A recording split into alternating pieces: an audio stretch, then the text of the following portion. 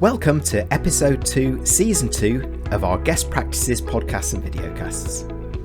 Today we're talking about the importance of leadership at all levels for the modern workplace and making empowered working the reality that many of us have been talking about for years and years.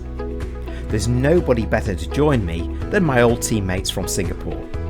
We have Thuy, Antonio and Ros, who represent many of those that I worked with in the 7 years based in Singapore. We talk about what needs to be in place at executive leader and organisational level to make this a reality, and what it feels like and can result in when getting it right. And of course, we discuss what happens if those things are not in place. Hello and welcome to this episode of Guest Practices. It's fantastic to welcome my old team. Hi everyone. Hi Hello. everyone. Hi Jeremy. Well, it's not everybody See you all actually, again. but I have representatives from that team. I have Antonio, Thuy and Ros, and today we're going to be talking about the importance of empowerment. But first, I guess what I really need to do is get an introduction from you all. So Ros, if I could start with you, what are you doing now and what did you do in our team? Right. So now I'm the senior business consultant with a global HR tech company. And my main responsibilities is primarily to help organizations make intelligent and safe hiring decisions by providing employment life cycle solutions, such as, the pre-employment background screening, as well as learning and development. So previously when, I was working with you in a team, I was also very much involved in the business development of the business. Primarily is also to introduce the learning and development solutions, from the company, and also the perspectives to actually talk about performance improvement as well. Excellent, thank you, Ros. And Thuy, what about yourself? What are you doing now, and what did you do in our team? So I'm an instructional designer. So basically, I design e-learning solutions for clients, and I work with Jeremy in a global training organization. Back at that time, I was instructional designer as well, but I support Jeremy and the other team members in various initiatives in the organization. Thank you very much, Thuy. And of course, Antonio, what are you doing now, and what did you do in our team? So in a nutshell, and since I moved here to Singapore 17 years ago, I've been always working in the education industry, pretty much across organizations and setups, from founding a Spanish language school to different roles in global training organizations. And I had the opportunity, of course, to work with Jeremy and the team there. And I had roles from sales to client relationship. I am now currently speaking from an international school here in Singapore, and I am a high school release teacher. And what did you do in our team, Antonio? So I did also, I pretty much had a couple of roles. I started first as a part of the sales team, and then I moved more towards customer relationship. Okay, great. Well, thank you very much. So this whole discussion that we're going to have is looking at not just the spirit of empowerment, but how empowerment works in practice, and if it does work in practice, and the benefits that can come from that and what it feels like. So I guess the first question is the rationale behind it. So I'm going to come to you first, Thuy, on this one. So why do you feel, particularly, you were within our team, you were one of 2 millennials in our team, you were the instructional designer, but we wanted you to do more because we all know that you have so much talent there. So why to you is being genuinely empowered and supported by the leader, of course, important? I think for me, I think for every business, people is the heart of every business. Like someone said, you take good care of your employees, right? The employees will take good care of your customers. So I think taking good care of your employees it's not only about compensation, reward, recognition. It's about empowerment and personal growth. So for me, when my manager, for example, you have trust in me and in my capability, I feel a sense of self-confidence and also a sense of commitment. Like it's like when I'm more willing to take a smart risk and I move outside of my comfort zone, I take many more responsibilities outside my original scope. And I take ownership of my job, I set goals and I achieve them. So to me, it's more about sense of self-confidence and commitment. That's some really good stuff. And I actually like what you say. It's about taking care. It's taking care of the business, Yes. taking care of our customers. That self-confidence is so important to go beyond, because there are many organizations that we all know out there that when you don't have this environment there, it's very difficult to step up, even if you want to, because you feel a sense of fear. What happens if I get it wrong? What will they do? Yes. Antonio, let me come to you. What's your thoughts on this? Why is this so important, A, to be in place, and then to be supported strongly at organizational level? So for me personally, I think we could split this in a couple of points. And one is definitely, number one, the capability of the leader to identify who is able to be empowered. Not everybody, I believe, has their right attitude and commitment and skills to be empowered. So that's one thing. Second is on the candidate itself, on the person who received the empowerment, how personally will affect. It's not only about self-confidence, as Thuy mentioned, which I totally agree, but it's also about trust. Is your leader trusting you, giving you the opportunity to own a piece of the business that you are running together and creating that team atmosphere that is so important. If you allow me to add one more, I will say that once that is in place, then is the overall stakeholders of the business. And I'm talking about customers itself, because the customers, they will see it right away that you have been empowered, you have been the opportunity to excel and to do more at what you do. And I think that when all these points are in sync, then overall is definitely, as we say here, a win-win. You guys could have written this book too, I think. I believe so. I believe so. You know, well, actually, because for your version, yeah. For your second version, you might get some fresh ideas today, Jeremy. All right, thank you very much, Antonio. Yes, I made You forgot, Jeremy, you were our coach and mentor, right? Remember?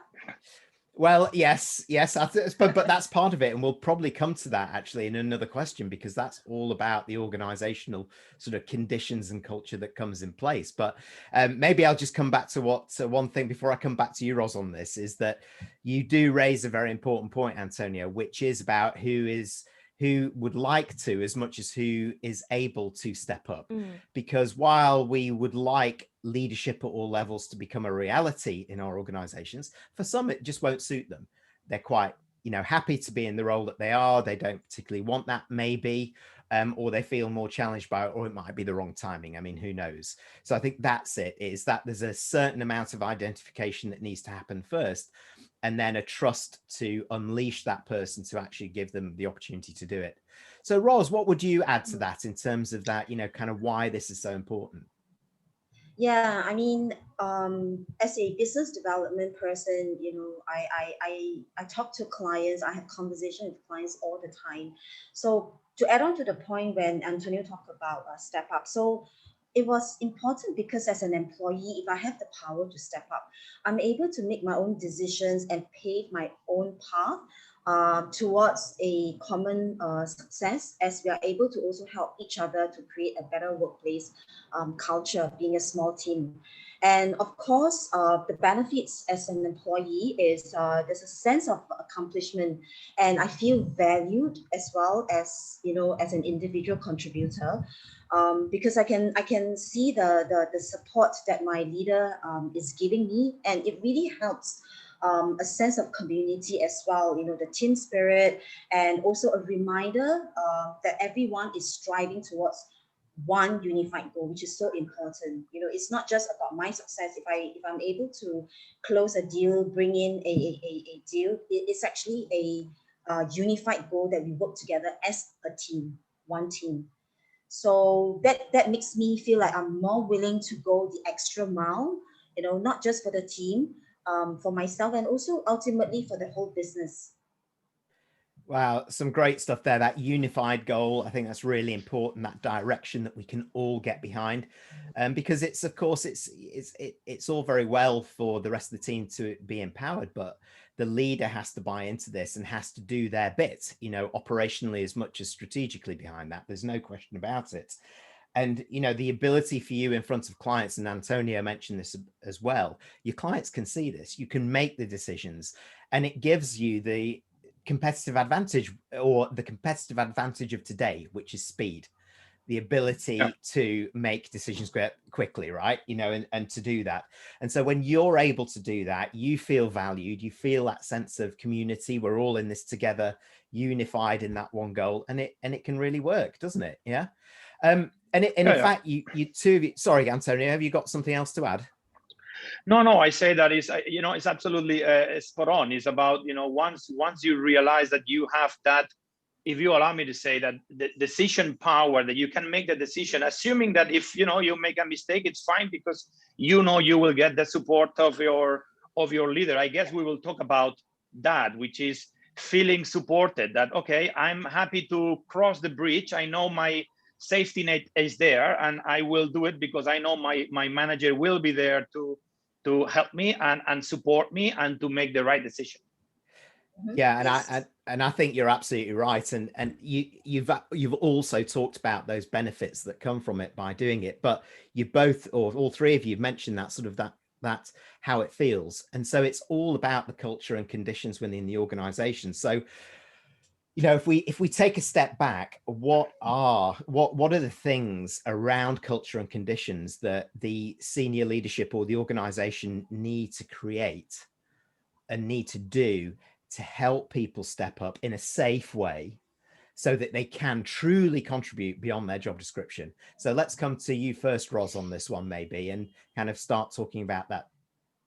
Right. Okay. So to me, I find that it's really important that as an organization, they should set expectations so we all understand what are the expectations, creating that positive experiences, and you know, the philosophy and also the values that hold this together, you know, as a team, as a business.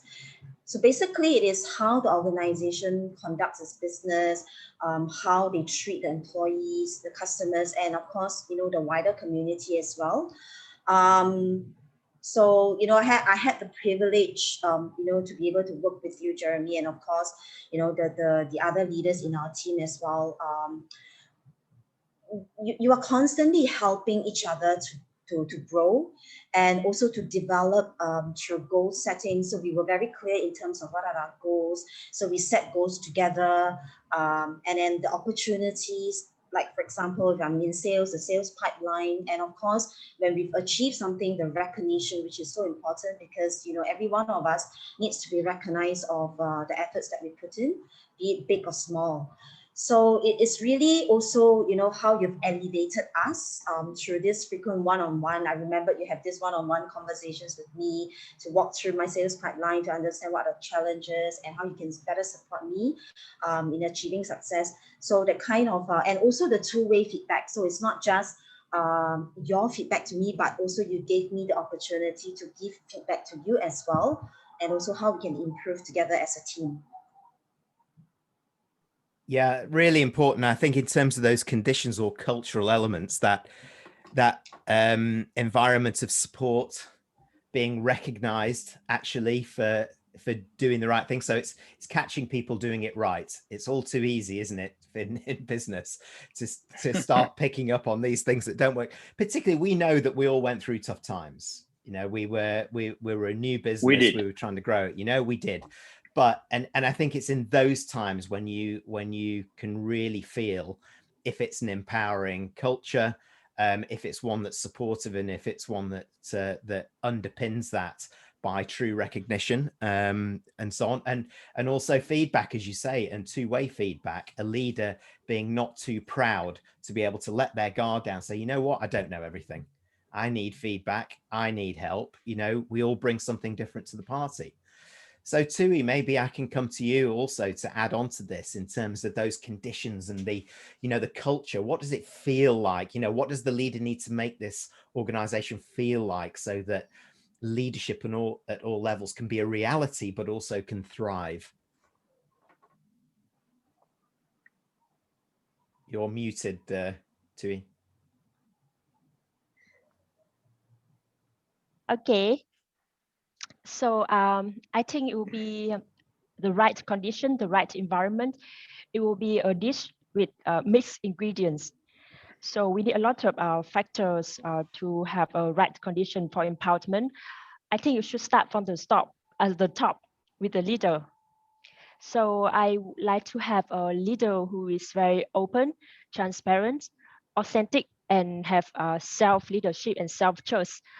Like something you need to start with yourself first before you can begin it with others. So like Ross has mentioned, it's about having a leader who is transparent, supportive, provide transparent feedback, and recognize and reward your effort. And also, he's got your back. You're not failing. And then we come to the infrastructure. So in order to be empower independent, you need the right infrastructure for it. You need technology. Like for example, when we work together, I was able to work anywhere, anytime I want. We focus on results. That's a flexible working environment. And technology, we need to be able to access information anywhere, anytime we want. Yeah, that's what I think. There's some great points actually here, and it reinforces what you were saying as well, Ros, around that openness. But very, very good kind of points about the leader themselves, about transparency and openness and authenticity. Leaders these days, this courageous leadership, enlightened leadership is about being able to let your guard down and, and help everybody see that you're also vulnerable to a lot of these pressures as much as anything else. It's not a sign of weakness. It's Yes. a sign of strength. And those that don't do it particularly may still be sort of old school mentality, and it may be driven by ego, it may be driven by pride, by performance, by a number of factors, but it isn't the modern way of doing things. And the other modern way of doing things is enabling this to work through appropriate technologies. And yes, you're absolutely right. We made sure that we had the right technologies in place, because many organizations can put just, we heard that this works really well in this company, go and use that. And it may not be appropriate for ours.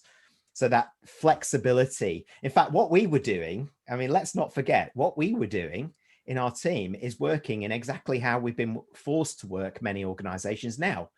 Yes, flexibly, correct. 100%. remotely. Yeah. You agree, Yeah. Antonio? Spot on. Yeah. Yeah. No, yeah. I mean, I don't want to interrupt you, but I wanted to share that look, when we work together as a team, we were putting in practice, we're talking about around 3 years ago, when we all worked together, we were putting in practice things that people were forced to put together in the past year and a half. And if you allow me to say something else in addition to, transparency, and definitely we all need a positive culture. We all have worked with not only teams, but managers, leaders in organizations where we don't feel comfortable. And as soon as you hear the door opening, you have that feeling of, my boss is here, or my work colleague is here, and I don't want to sort of like face him or face her. At least I've been in that scenario, not with you guys, but I think it's it needs to be a very positive and constructive environment, because at the end we are spending together now less, even though we spend a lot of time in the digital world, a lot of time, even more time than with our family. So if we don't have that positive environment, it's very difficult. However, I want to say that not only positive and transparency and so on, I think we all need, and this is something as a personal reflection that I learned along the years, we all need some sort of competitive environment as well. So a good positive and challenging competitive environment. It could be from your manager, it could be from another work colleague, because at the end, I think we all can benefit from something I call being comfortable within the uncomfortable. And I think that if we achieve that, or we feel that, okay, you know, I'm in this sort of like in this sort of atmosphere, again, we go back to square one. Is an very well oiled machine with benefits, you know, all over the place, and most important, stakeholders, customers. At the end, that's what we need. Happy customers should be, as I don't know how to evaluate that, but perhaps as a KPI of any organization. Yeah, and it's quite interesting that you mention that, because that challenging and competitive environment also means that we have to have those open conversations when things perhaps don't go right. And exactly, you know, it's not all flowers and champagne, is it? Yeah. No, it's not. It's not It's the coffee true. in the morning, you know, Yeah. that we share the same test, or maybe, you know, once every 2 months going for lunch to the place that we like and so on. No, we need to have those uncomfortable / comfortable conversations to be able to move forward and to see, you know, which areas need adjustment, where we can do better, and of course keep analyzing those points. Absolutely. Yeah, and I just want to say that even leaders themselves, you know, they also need to be motivated. It's not just employees. So, you know, when we are all motivated as individual, as human, we are more motivated to engage in critical and creative thinking. You know, so my experience has actually also told me that, you know, that leads to better productivity and job performance. If we are being challenged and we feel engaged in an environment like this. Yeah, and you know, you're right that, you know, it's everybody's in it together. We've talked about that as well, and it's the commitment. It's what I talk about in the book as well, is that you can't just talk the talk around leadership at all levels. You have to make it a reality. And the reason why many organizations have failed is that they haven't focused at senior leadership and organizational level to create these conditions that we're talking about. So maybe I can ask you a supplementary question, which has just sort of come up in my head. And maybe I'll come to you first, Antonio, for an answer on this. But how does it feel, just in terms of, you know, you've been through it, how does it feel in an organization which is very empowering? And how does it feel in an organization or with a leader who talks the talk but doesn't follow it up and doesn't make it a reality? Well, definitely when you work in an organization that your manager or leader empowers you, give you the opportunity, wants to have those conversations and give you the opportunity to shine. Personally, my feeling is that you build a bigger trust on that manager and leader. Definitely you feel supported. We talked about before, it's like going, you know, to face customers, to deal with stakeholders from the industry, and you feel empowered, you feel confident, they can feel it. This guy knows what is he talking about. He's going to either bring our great product to a different level or will help us with performance. When the other opposite case happens, and you are pretty much, I don't know if we can say that, but can I throw to the lions, meaning in the middle of nowhere with no support, it's all blah, blah, blah, nothing happens. And then there is no sort of personal improvement. You will continue with your job, but then that is definitely sooner or later, that organization will head to failure. So it's a good point, and it feels very different. Even the way that you're describing it, when you're describing it, your voice changes when you're describing about when you're reflecting on those empowering organizations, you know, and then they're not. No, and hey, we could go and on, and you guys know we have plenty of, you know, examples and scenarios, and I not because we are talking today, but I personally keep amazing memories and great experiences. And it was not a walk in the path. It was not a very sweet journey, but Jeremy, you know this very well. You and I had this conversation many times. I appreciate so much that kind of uncomfortable conversations, because at the end, if they are produced and managed in the right way, you just want, you know, the growth and the benefit for everybody, and that is exactly what happened. And that's behind the growth mindset. It actually links, and I'll come to you next, Thuy, but it links to something else that you said about how you feel as part of that team and what you want to do, because it does relate to employee attraction, employee retention, and that sort of growth mindset. So Thuy, I'll ask you the same question. You know, how does it feel, you know, in an organization that gets this right, but how does it feel when the organization or the senior leader gets it wrong? I think I feel it in my motivation. In the organization when everyone is empowered, I feel a sense of, you know, internal motivation, like internal commitment. Like you know, in the organization, I can develop a sense of a can-do attitude. I can make it a success. I'm free to experiment. I learn, I fail, and I can relearn. So, and at the end of the day, I feel a sense of job satisfaction. That I do what I like and do it well, and the best thing is that I'm rewarded for it. On the other hand, in another organization, when you're not supported, yeah, maybe the compensation, the rewards is good, but it's just a external motivation. You lack of the sense of ownership, the lack motivation, the internal motivation is missing.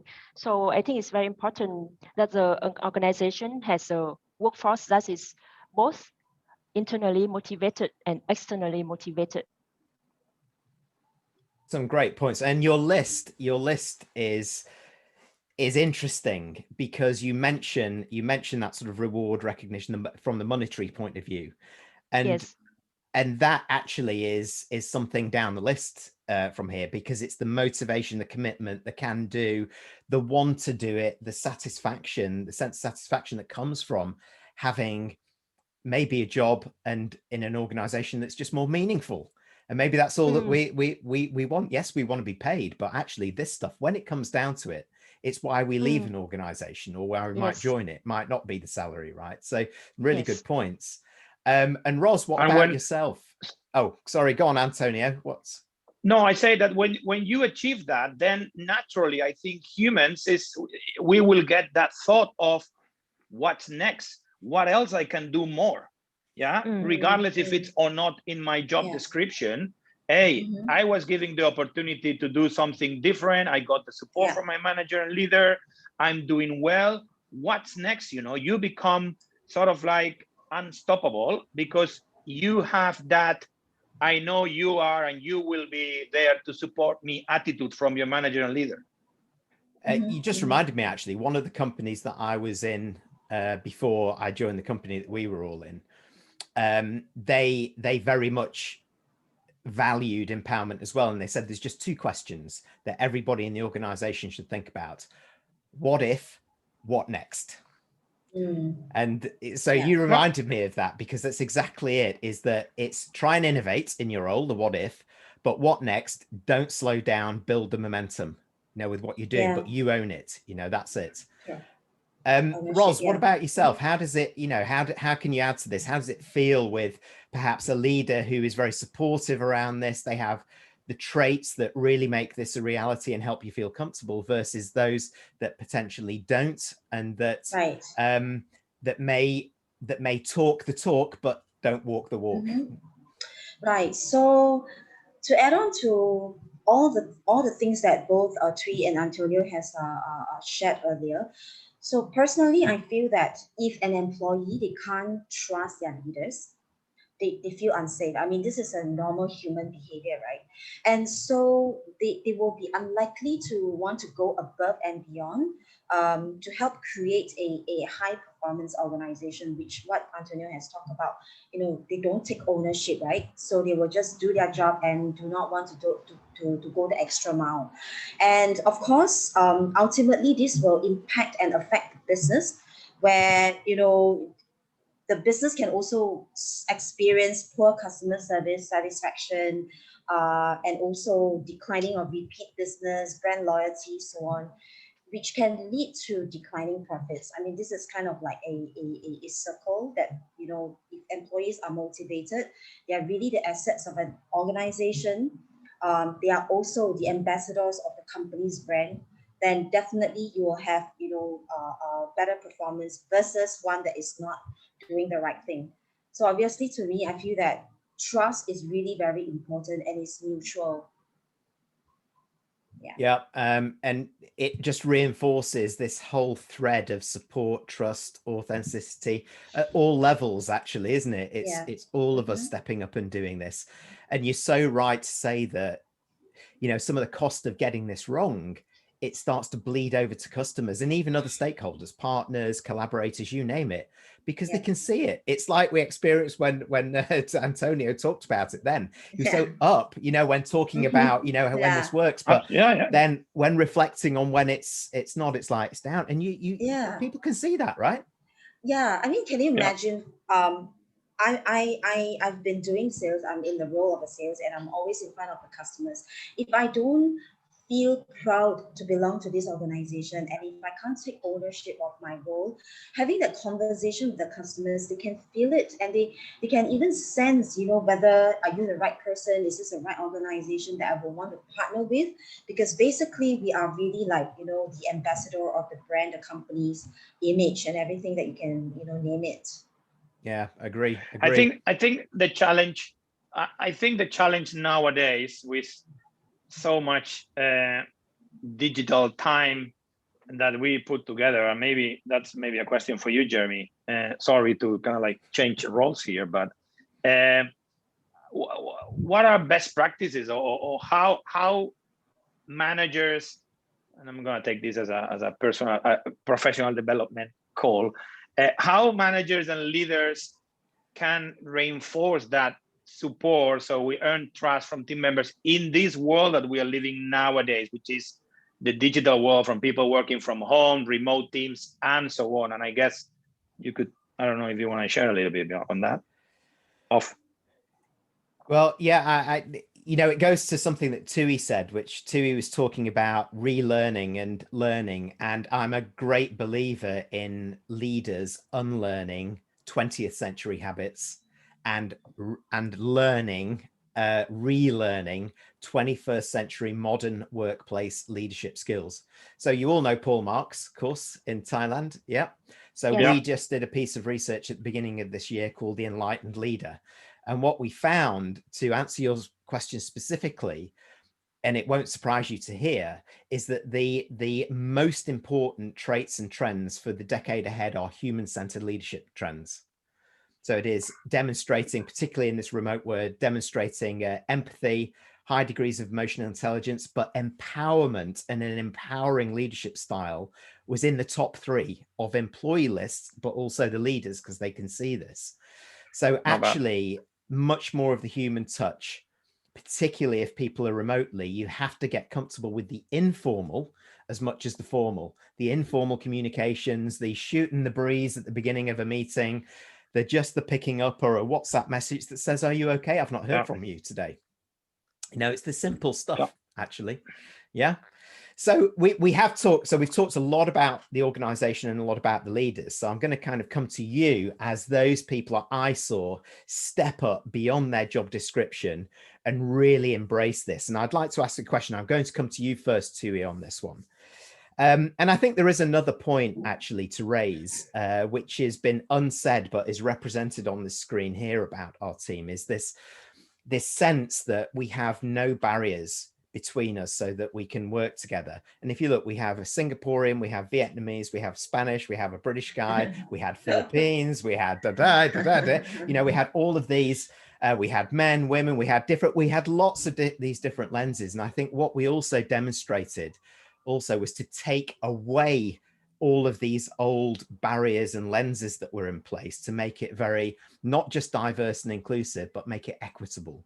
So those people stepping up on the same platform, given the same opportunities, regardless of, you know, age, race, gender, you know, whatever it is.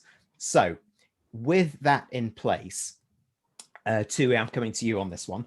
So Okay. what do you, as an individual contributor, stepping up, what do you do and say beyond your job role that makes you a successful leader at your level?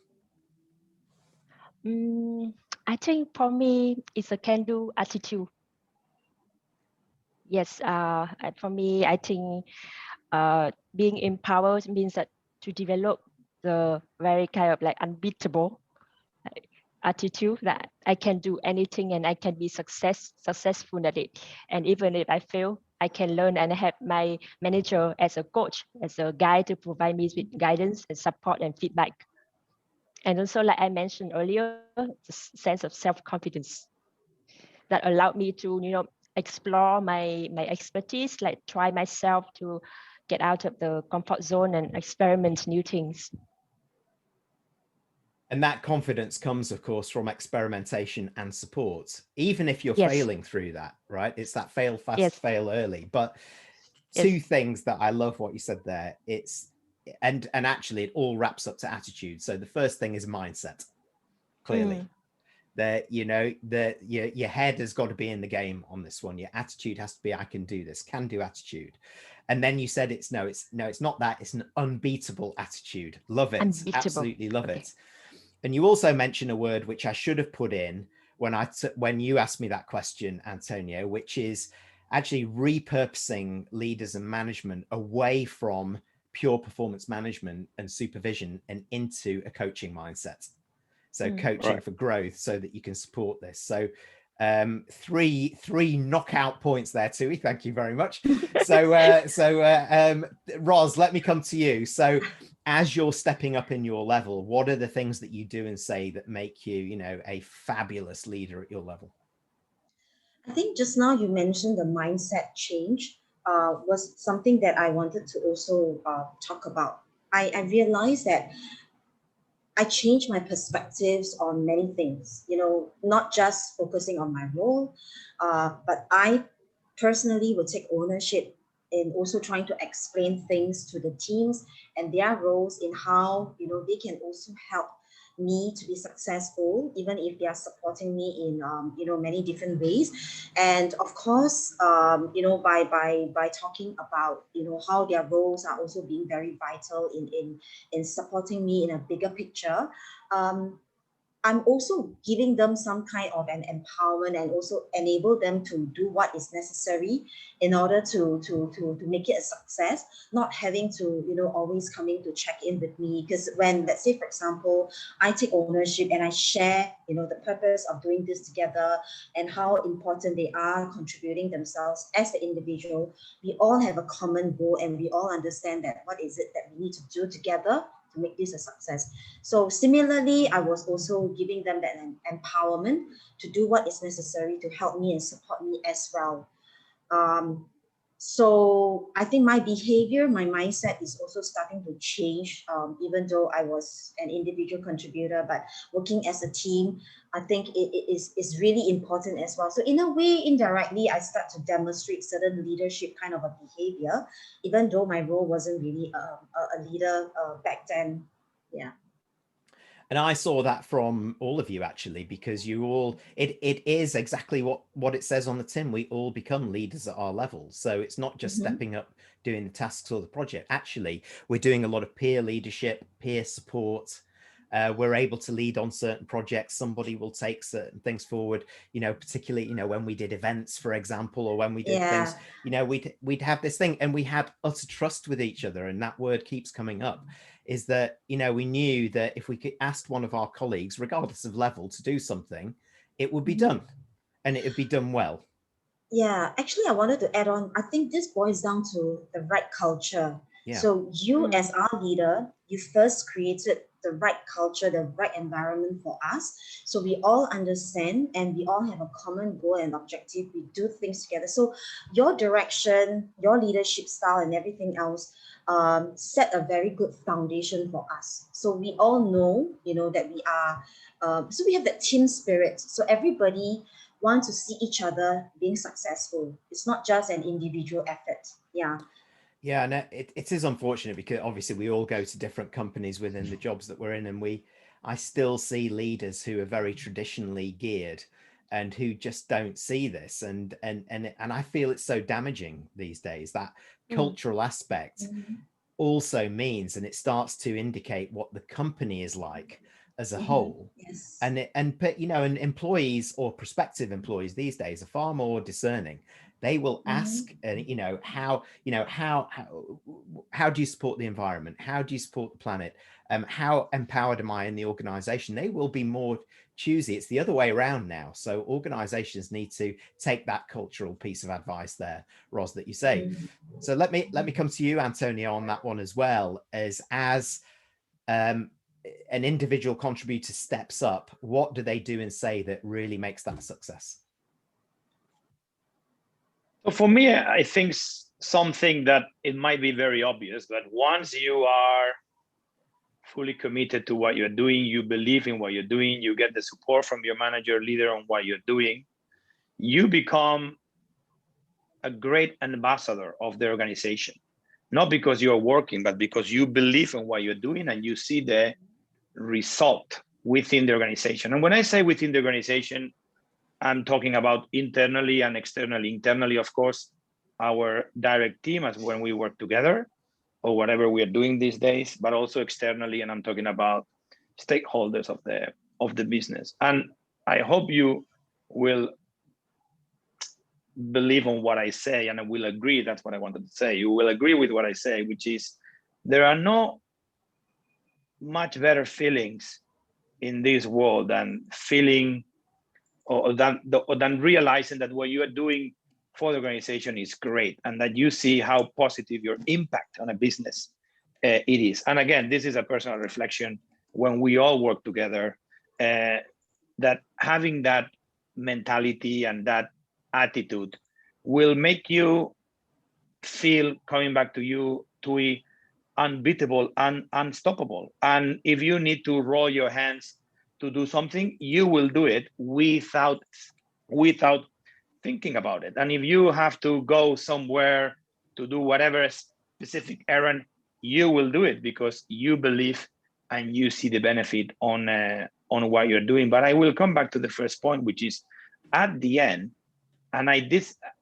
we become the best ambassadors of the business ever. And if you think about it, that is a strategy that a lot of organizations, especially in the education industry, are using, like the alumni, current students that are very happy with the results and course completion and so on. They are sort of like using them and putting them on the spotlight as ambassadors of the brand. Think about, I don't know if you have friends working for the Grabs or any sort of like, tech companies or that sort of conglomerate companies. They talk marvelous about the company. So you have huge number of ambassadors out there, which makes you find out more about what this company is doing, and of course, why not joining. So I think it's more on going back to the human touch. What do you project as an employee of this company when you feel realized and when you really see the value? And that is something that I keep repeating, where people ask me, what did you do, this and that, and explain my journey here in Singapore. I say, look, I work for this company. I had an amazing team, and it was challenge, but we hit the right spot and the sweet spot. And Jeremy, you know what I'm talking about, and Thuy and Ross as well. And when you feel that, it's great, because then great events happen, great customer interaction, deals will come in because you feel great. It's true. You project that happiness. You project Absolutely. love. It's not a word that we use in business much, but you love what you do, right? It's when it's exactly, it's the same situation as when you are at home. If you have a happy life, great family, things are working well, challenge, we all have challenges, definitely. This world is sometimes a nightmare. But if you go home to a family environment and you have your kids and your family, or your partner, whoever, it will reflect on the other way back on what you do professionally. That is for sure. It took me a while to learn this, but trust me, it is like that. Well, I think a good word to leave this will be being ambassadors, the best ambassadors that we can be for the business, in front of customers, prospective employees, partners, collaborators, you name it. So I think, you know, we've gone a little bit further here, but I'd love to give you a few last words to share, you know, the importance of this, or advice for other companies or other people watching this of what you would advise. And Ros, I'll come to you first on this one. And I'd love to say thank you all for joining me on this and really pulling out what is important at both leadership stroke organizational level, but also that individual contributor level, so that we can be the best ambassadors that we can be. So Ros, your parting thoughts or words? Well, I think we've said a lot, we've covered a lot. All I can say is empowering leadership can really motivate your employees and fuel their creativity. So, you know, all leaders and businesses should really be thinking about how to empower your employees and to also to give them the full support, especially right now with the whole COVID situation. I think the more we should really be coming together and really, you know, be more positive about things and making things work in a very VUCA world. We're talking about, you know, VUCA leadership, right? We are. And in fact, I talk about VUCAD leadership now, which is distributed, a D at the end. Yes. You heard it here first, folks. Yeah, but, you know, kind of that motivated, that motivated and being able to be more creative because we're released. You know, our brains are released a little bit. It's very important. You know, creativity leads to innovation. Innovation leads to growth. Antonio, your parting words or advice? Well, I think it's the task or the duty, not only of the manager and leader to empower the team member, but also the team member to identify the opportunity and perhaps have that conversation with the manager and leader and say, hey, I want to do more. I think we could, you know, help the business in this direction or the other. At the end, it will always be a decision from the manager or leader to, first of all, assess and conduct a proper scenario of where that particular team member can be empowered and can be excel. I wanted to say that more or less we all have some sort of like inner CEO inside us. Not everybody, but almost everybody. My daughter is not even 2 and she's showing great skills to be a future CEO. But jokes aside, I think in one way or another, we all should have the chance in our life at least once to be empowered and to be a leader. And I like that point. Another good point that you raised, that it can be bottom up as well as top down, but it goes back to the cultural point that we've all said. The culture has to be right to accept that. So Thuy, you get the platform for the final words here in terms of, you know, what's your advice or your final thoughts about this topic that you'd like to share? I feel thankful for having been in the organization. That's empowering me so much and make me who I am today. And I also hope that the leaders in organizations will adopt the empowerment leadership style to have more to create more success in their business. And for individual contributors, I hope that we can take ownership of what we do, not only at work, but also in our personal life as well. It's like you are captain of your own life. I love that. Oh, and I love the word captain, as you know, that captain of your own life. Yeah, this is where this journey started. Let's not forget, Thuy. Yeah, so absolutely right. It's about life. It's about work. It's about, you know, having the right conditions with the leader, Thuy, like you say, but it's also about having the right attitude. So look, thank you so much to Ros, to Thuy, to Antonio for joining me. It's been fantastic to talk again and to talk about what makes empowerment really work, what makes it work at leadership level, what makes it work at individual contributor level. Thanks so much for joining me. Goodbye. Thank you so much. Bye-bye. Thank you Thank for having us, Jeremy. Take care. Bye-bye. Bye. Bye-bye. See you. Bye.